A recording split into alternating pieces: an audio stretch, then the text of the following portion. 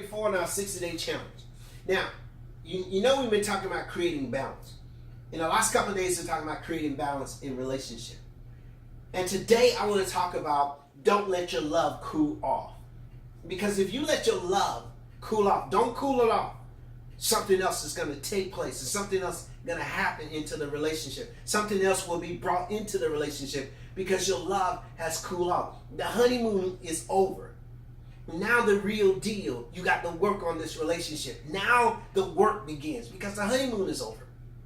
So I want to share with you today some critical things I think you need to do to keep the love burning in your relationship. Keep the passion in it. Because I'm telling you, but once you learn to keep passion in your relationship, the love will never cool off.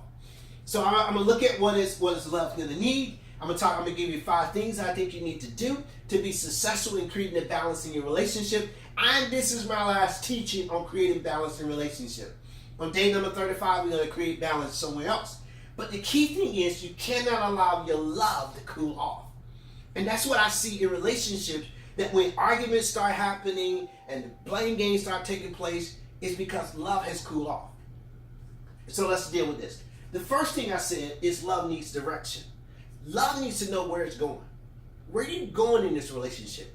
We're going to talk about that a little bit more when we give you the 5 things. But love needs direction. You need to know where are you going in a relationship. Have you ever spent enough time with a person and say, where are we going in this relationship? Is it marriage? Having children? What's the future of this relationship? What is it? And sometimes I think it's critical you sit down long enough, because if not, your love is going to start cooling off. It's blame game going to start taking place. You're going to be disappointed in the relationship. You're going to have doubts about the relationship. Bitterness is going to set in. Hatred is going to set in. Because you haven't determined where you're going with it. The second thing, love must be deep and it got to be strong. And if you want to know whether or not your love is deep and strong, here's 3 things I think that will reveal it. Number 1, you're going to have storms in your life. And it doesn't matter who you think you are or who we are, we all have storms in our life. Storms going to show us how deep the relationship really is, or whether or not it's on the surface and it's just lust. But you got to see how deep and how strong your relationship is, because the storms are going to come in your life. You're going to have some rain. You're going to have some storm. You're going to have some tornadoes. You're going to have some hurricanes.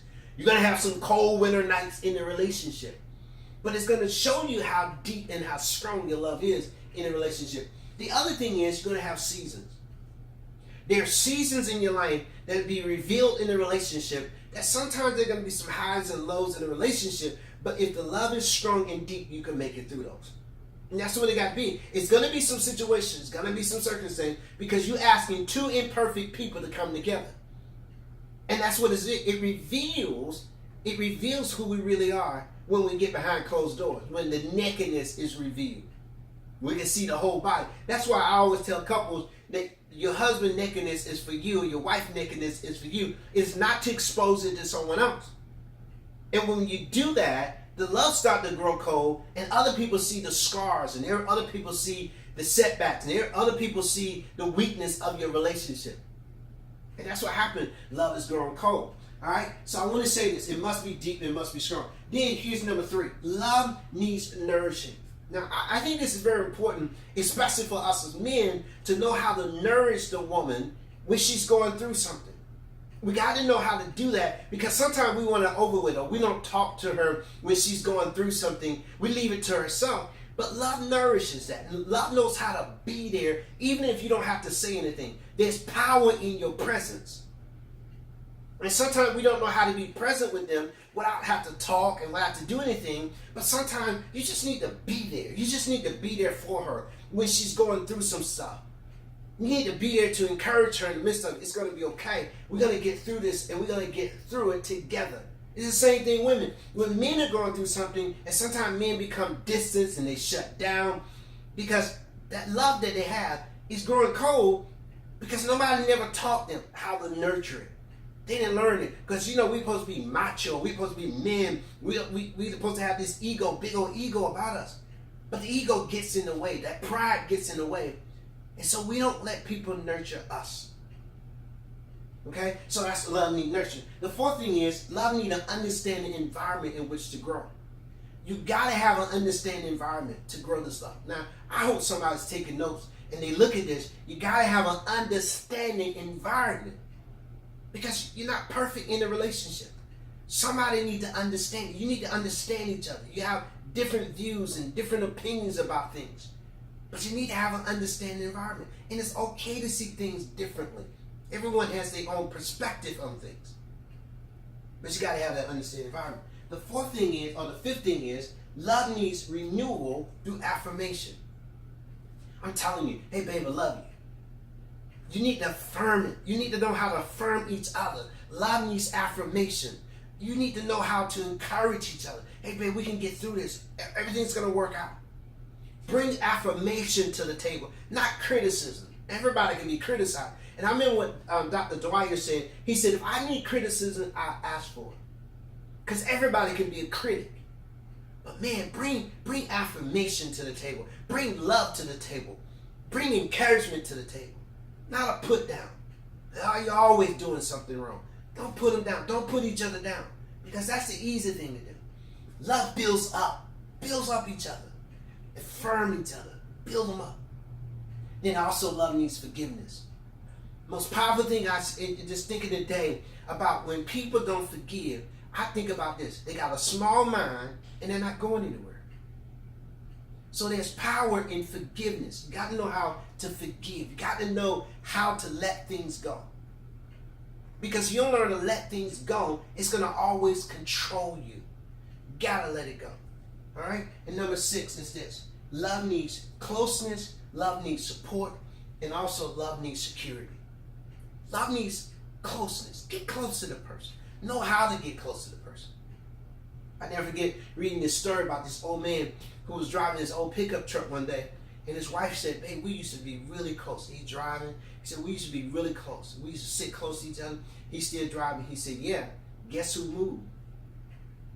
Because sometimes we don't be close to each other. We move apart from each other. So you got to get to a place that we're close to each other. You got to understand it. But you got to also understand this. How to support each other. How to bring support. Bring that to the table. Find ways to support each other. And that becomes so critical to us that we learn how to support each other. All right? Because that's what love is. That's what you got to have. Because balance comes through love. Once you understand this love, you bring balance into the relationship.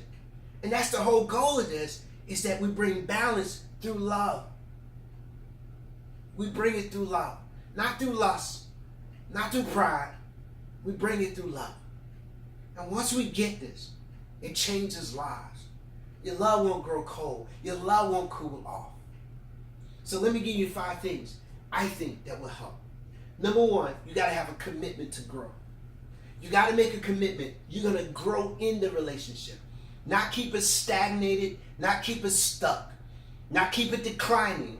Find reasons to grow in a relationship. We're going to grow in this relationship. Because once you commit yourself to grow, it provides the motivation to the essentials. This is essential for it. And don't get caught up in the non-essential. Don't get caught up in all the little distractions that come your way. The second thing, it makes relationship meaningful. When you commit to grow, you have a meaning why this relationship is going to grow. The third thing is it brings stability. When you commit to grow, you can stabilize the relationship.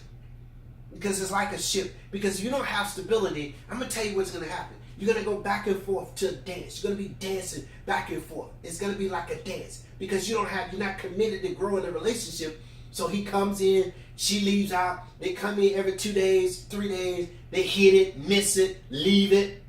Because they're not committed to grow. There's no commitment to grow in that relationship. The second thing is you got to have a clear, defined vision. Like I said at the beginning, love needs direction. Where are you going in a relationship? Where is this relationship going? And you should ask that question. Where do you want to take this relationship? Is it into marriage? Is it into family? Is it into what? Where do you want to go with this relationship? If you don't ask those questions at the very beginning of the relationship and you don't know where it's going, you can be like on a puppet on the string. They're going to be pulling you every now and then because you don't have any direction of where you're going. The Bible says without vision, people perish. You got to know where you're going in the relationship. And the third thing is identify your why. Why are you in this relationship? Because if you have no idea why you're in this relationship, you're not going to create balance, and your love is going to cool off. It is going to cool off because you haven't discovered why you're in this relationship. Are you in it for sex? Are you in it for money? Are you in it for stability? What you in it for? Are you in it for the right reasons? Why are you in this relationship? Because here's the key thing. You got to have a clear why. So I think every relationship should have a purpose. The purpose of our relationship is to glorify God. The purpose of our relationship is to be fruitful in the kingdom of God. The purpose of our relationship is so that we can know God and we can know each other. We got to know God so we can know each other. Because God is the creator of all things. So that's the purpose. Our purpose is to give God the glory. So guess what happened? From that, God gives us plans. So God gives us plans and we can pursue his plans. And that becomes very important to us. If you understand that, guess what happened? The love would never cool off. You won't be on a roller coaster going up and down in the relationship. You stop the roller coaster, get off the roller coaster and say, hey, let's stop this right now. Because our relationship, you got to know why you're in that relationship. The fourth thing is you learn to use conflict for growth. There's going to always be conflicts in a relationship. Always. But if you use it to grow, you don't use it to put down each other. You don't use it to blame someone. I remember also Dr. Dwyer said there's one thing about unjustified resentment. I am where I am because of the choices I made in life. So I'm not going to blame someone else. I am, Charles Dent, where I am right now is due to the choices I made in life. And I know that. So I don't have to blame somebody else. Oh, if it had not been for this woman, if it had not been for this person and all this. No, I am this. I am where I am, unjustified resentment. I am where I am because of the choices I made in life. So guess what happened? There's a peace that God gives me about that. So I don't have to blame someone. I don't have to put the fault. I don't have to get it away from me. I'm holding myself accountable and responsible for the choices I made in life. All right? You got to know that. So you got to use one conflict. Now, the last one is this. Develop a bond through effective communication. You got to talk to each other. Whether sometimes you like it or not. Sometimes we can accept the truth or not. But we got to talk to each other. You got to have effective communication. You're not going to have balance in the relationship if you're not communicating. If you're not communicating, I guarantee you this, your love has cooled off. Your love has cooled off. You got to communicate. You got to talk to each other. If not, your love has cooled off. Hey, this is Charles Dent, day number 34. God bless.